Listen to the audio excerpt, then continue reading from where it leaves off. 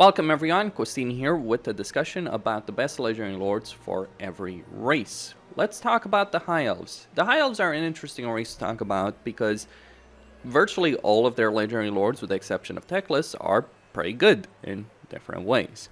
But who is the best? Well, I would probably have to say Alariel. Don't get me wrong, Alifanar is really good with his ambush stance and his underway stance. Tyrion is, well, Tyrion. Elfarion has his lovely interrogation mechanic and his unique units. Absolutely so. And of course, when you're thinking about Emmerich, you gotta consider the insanely powerful dragons that Emmerich does have available to him. But in terms of a long campaign, Alariel wins out by quite a lot. So what does she have? Well, she gains bonuses when all of Ulthuan is held by the High Elves. Now, this can be pretty frustrating to have to manage, but you will gain diplomatic relations, control, construction costs, and income. So you're going to generate more money, and faster too, because of the control benefit in your campaign. You get an influence cost benefit for intrigue at court, so you can manipulate diplomatic relations to your liking. You get +2 hero capacity for handmaidens, and you get Invocation of Lilith to improve casting and increase magic item drop chance, and the Greater Invocation of Isha, which grants additional bonuses for your Tree Spirit units. You can also recruit all of those Tree Spirit units. Then, Alariel, her Lord effect is the Radiant. She gets 15% missile strength for Sisters of Avalorn and Handmaiden units, and she leaves lingering bonuses in regions she visits. Those lingering bonuses give you influence, control, growth, winds of magic, and a corruption benefit. Technically, she has 2 Lord effects, because she also gets the Mortal World's Torment. But the problem is, this is not really something you're going to consider because of the way corruption works. Maybe this is something that needs to be changed for her in her campaign. Basically, if you're playing Alariel, most of the time you're just going to get the control benefit, corruption benefit, and leadership aura size. Though, if you have a lot of cast corruption, you can get Dwellers Below, weapon strength for Dryads and Treemen, physical resistance, and a lot of other benefits. It is pretty absurd. In particular, a minus 80% recruitment cost for Dryads, Treekin, and Treemen is really good. Then you have a choice of a special skill line between Tradition Dictates and Blood and Fire. I think Tradition Dictates is the much better choice. I mean, Blood and Fire does give you campaign movement range and a bit of an upkeep benefit, leadership benefits, ward save, casualty replenishment, etc. But when you look at Tradition Dictates, it is far more substantial. It gives you 2 control in all provinces, and the High Elves certainly benefit from a high level of control. Then 5% income from all buildings faction-wide. She gets construction cost and diplomatic relations with High Elves, Servant of Isha, which gives you handmaiden capacity in all provinces and gives you a hero recruitment rank and hero capacity for handmaidens. And then finally, you get the corruption benefit in the local province, recruitment duration for Sisters of Avalorn, and melee defense. But that's not all. The bonuses keep on piling up with her. She also gets a hidden benefit in the sense she gets Handmaiden's Gallery, which allows her to recruit Handmaidens and Sisters of Avalorn at tier 3, as opposed to having to build a structure to get them at tier 4. So, Alariel is all about getting a lot of Handmaidens, because she can recruit them faster than anyone else. The Handmaiden's Gallery will also increase capacity of Handmaidens, and she can recruit them globally. Now, here's the thing about Handmaidens. They're the best heroes of the High Elves. Not from a combat ability. Nobles are better in that respect. Mages are obviously mages. But from the perspective of faction-wide benefits, oh yes. They are so good that it is absolutely ridiculous. In fact, they might just be the best heroes in the entire game. Now, as a hero, they give you growth, replenishment, they're decent melee combatants, though they can also get a ranged weapon. They also have a ranged weapon, and they're pretty decent with that. But ranged heroes and lords tend to do pretty poorly. They do have a choice of a special skill line. They can either buff their melee ability with Guardian, HP, and Entangle. They can buff their range ability with Lieutenant of the Everqueen, Bowmaster, Hawkish, Precision, which obviously can be pretty beneficial. But the critical skill line that they have is Diplomat of the Everqueen. This goes into Tactful, which gives you 2 diplomatic relations for all factions per handmaiden. Now imagine having 10 handmaidens, that's plus 20 diplomatic relations with all factions. That means it's easier to get trade agreements, and the High Elf economy is reliant on trade. And they generate a lot of money from trade because they build trade resources with their main economic building. And she also gets discreet, so influence, as well as 5% income from trade tariffs. 5% income from trade tariffs is as much as an elven embassy. That is no joke. And then, to cap it all off, you get the Favored of Isha, which gives them ward save and +1 control in all provinces. And that's the real benefit of Alariel's campaign, in that you will have 100 control, regardless of the difficulty you're playing on. It doesn't matter. You only get more trade pacts. You'll have such a huge diplomacy bonus that you could literally ally factions that have a -100 aversion against you, because you can overcome that with enough handmaidens. Now, obviously, handmaidens are available to everyone else, but everyone else can only get them at tier 4. You can get them at tier 3.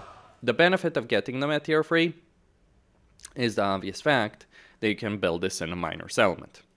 So that means you'll have a lot more heroes. Not just like, oh, you're just going to get them faster. No, you're just going to have far more handmaidens in a campaign playing as Alariel than you will in every other High Elven campaign.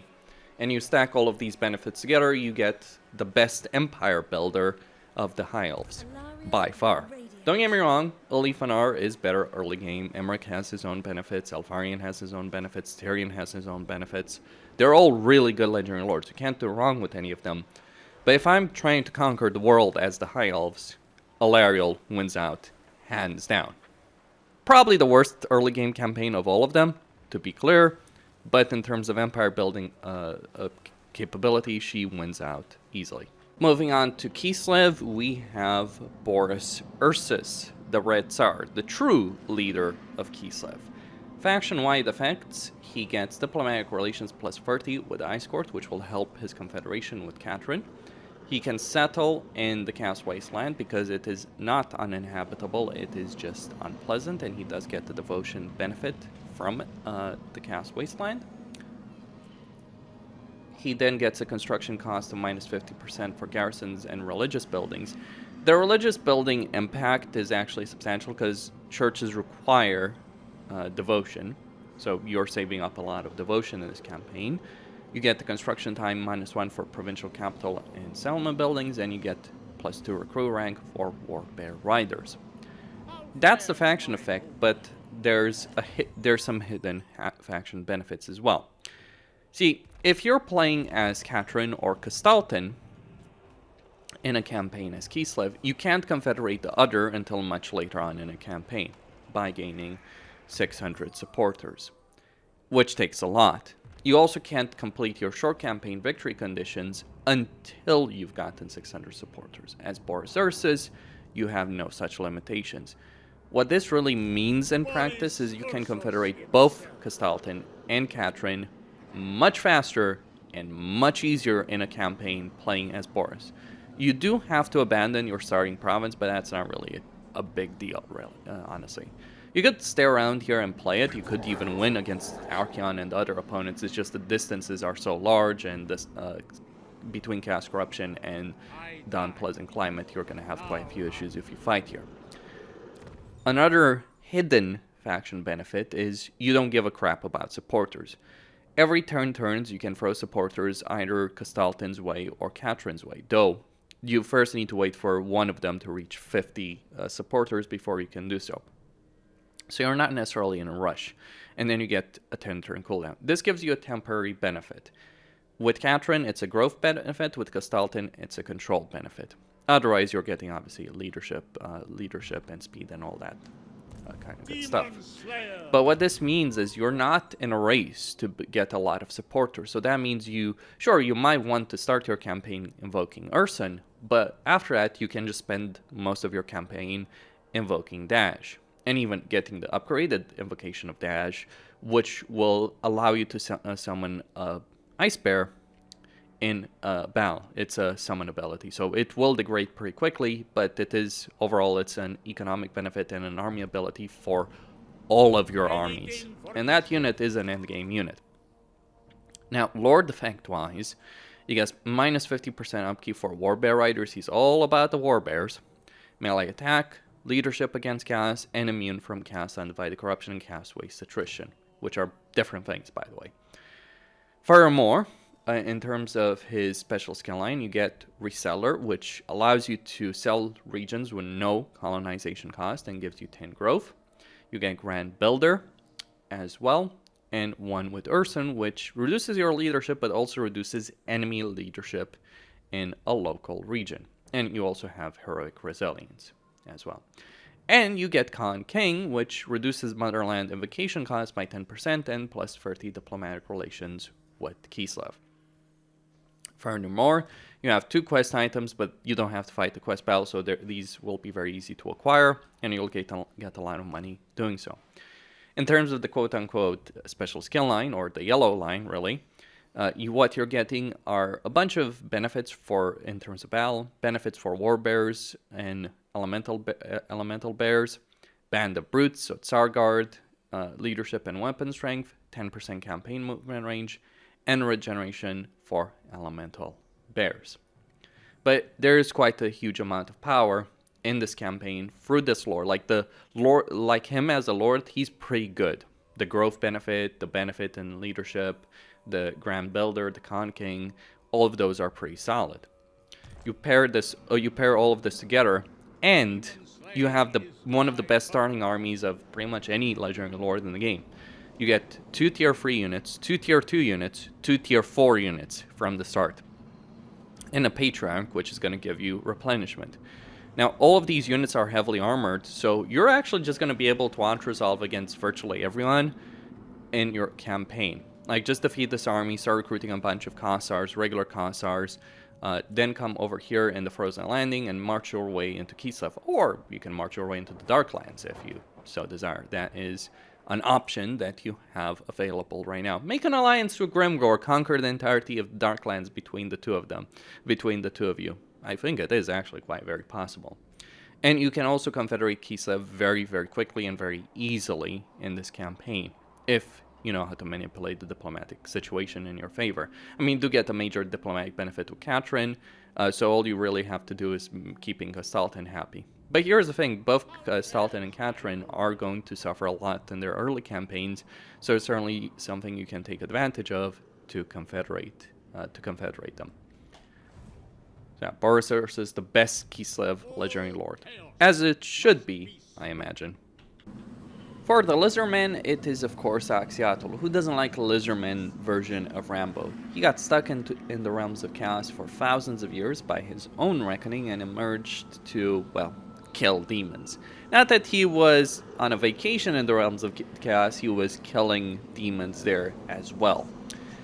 What makes Oxyotl so good? Well, faction effects wise, he gets a minus 25% upkeep for skinks and chameleon skinks, as well as additional benefits as those units rank up. But that's just the first of his faction-wide benefits.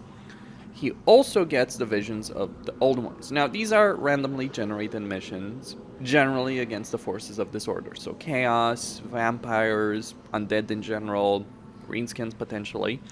They are of various difficulty levels. So for instance, the one you start with is a normal difficulty level. And you're going to get a bunch of different benefits. Like, as an example, the mission you start with, which is to eliminate this minor faction of Khorne, will give you 5,000 money. And you will gain a lot of blessed units through those missions. You'll gain a bunch of other faction-wide benefits. In this campaign, it is quite absurdly powerful. Furthermore, you also have the hidden sanctums. You start with one, and what these sanctums do is give you various other benefits, like an upkeep benefit, for instance, or vigor loss reduction, casualty replenishment, recruitment cost, and so on and so forth. You also have the ability with one sanctum of putting a capstone in a particular region. This will allow you to teleport to that region. You can teleport for the sake of a mission, you can teleport to your provincial capital, and you can teleport to where or to your faction capital, and you can also teleport to where you put the capstone. Don't put it in your initial settlement, because obviously you can always teleport to that initial settlement, no problem. So there is a lot of power in this campaign. There's a lot of flexibility in this campaign. You also have every climate in the game being suitable. That is also really, really good. Furthermore, Oxyotl, in terms of lord effects, he gets immunity to diplomatic penalties while trespassing, which is great when you're teleporting around the world to do various missions. He gets plus 50% armor-piercing missile damage for all skink infantry units, making his skirmisher infantry units that much more powerful. He gets 100% experience gain when fighting the forces of chaos, which he will be, and he gets the masterful ambush stance, requiring less movement range to adopt and with a reduced detection chance. What that means is you can switch to an ambush stance with just 10% movement range required. Now, he doesn't have an ambush attack stance like a stock chance, which would be really, really good, but what he does have is fairly solid all the same. He also starts with the skink oracle, and he can get the skink chief because he has the structure from the very beginning of his campaign. On top of this, he gets also Sanctum gem gained each turn. So the Sanctum gems are the circle, they're represented by the circle over here. He gets corruption benefits, melee attack when fighting the forces of disorder, basically. Stalk and snipe for chameleon skinks. Unspotable for chameleon stalker units.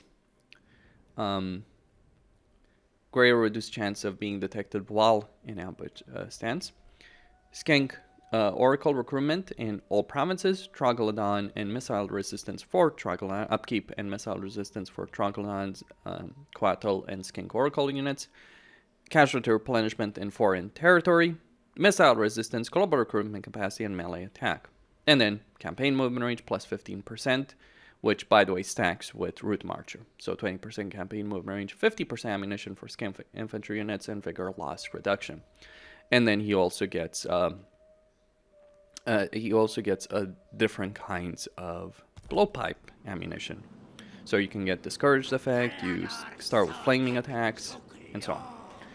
So there's a ridiculous level of power in this campaign, there's a ridiculous level of flexibility, and you don't have to fight on any particular portion of the map. So in Immortal Empire's launch trailer, they showed Oxyotl side by side with Orion. You can make that a reality without having to put too much effort. You just have to get a mission next to Orion to make that work. So this campaign is ridiculously strong, a great deal of flexibility, and a really good playstyle overall. Not so great to not resolve, that is the only downside.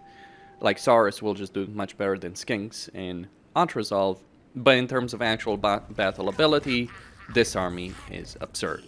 Then there is Norsca. Honestly, just two legendary lords for this race, but there is a clear difference between the two of them. It's not the cafe situation where they're kind of similar, one is just better because of the faction effect. No, there is a major, enormous difference between Throgg and Wulfric.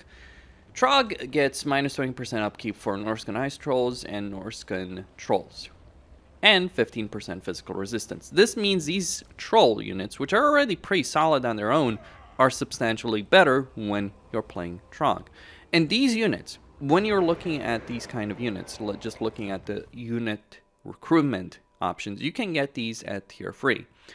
And they can win sieges, they can win field battles, they'll do very well. So having these guys cheaper and stronger gives him a lot of advantages in his campaign, especially Norscan Ice Trolls because of their heavier armor. They're not armored chaos trolls, which are the best trolls in the game, well, that and stone trolls, but they'll still do the job pretty effectively.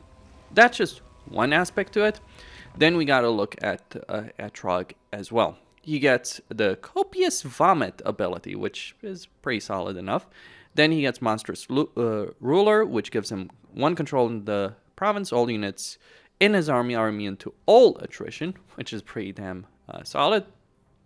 Then he gets King of all trolls, so a further 10% upkeep for troll units, Fenir, and Skinwolves to control leadership, as well as 12 leadership, which is actually very, very substantial for trolls. More ability uses for copious vomit, horrible regeneration as a skill for troll and Skinwolves, regeneration for all Fenir units. So that is pretty good actually, all things concerned. And 20% missile resistance. So he's all about them trolls. Then Frenzy for trolls and melee defense for them. Powerful retainer ancillaries that can modify your units. And then Age of Beasts, which causes terror. And as well as global recruitment duration, minus two turns for all troll or Fenir and Skinwolf units. So that is actually all very substantial. Furthermore, he starts with the Fenir Balefiend. Now this gives you replenishment. Otherwise, you have to wait until tier 4 as Norsca to be able to get access to one of these. And that is not exactly a great situation to have to wait until tier 4 until you can get the hero for replenishment. It actually sucks. Finally, you can pretty much gain control over an entire province by just coming here and auto-resolving this particular battle. And then forming a confederation, which is an even bigger benefit. I mean, the province itself is fairly underdeveloped, all well and good, but same time, it is a fairly substantial benefit that you start with in this particular campaign. And then you just gotta deal with Throgg. Of course, the downside of Throgg's campaign is that you'll end up at war with the Varg and you'll end up at war with Wulfric, which is going to be fairly unpleasant. Norsca does have quite a few issues in their own campaigns, but when you add all of the benefits that Throgg has in his campaign together, you get a fairly ridiculous level of power in this particular campaign. Far better than Wulfric, at least in the early game. Late game, if you can develop things as Wulfric, it might end up being better. That's for certain. But just the troll benefits alone would make this campaign great. Having 3 regions at the start, almost an entire province, and getting the entire province of 4 regions on turn 2 is even more substantial. All added together, Throgg is a powerhouse.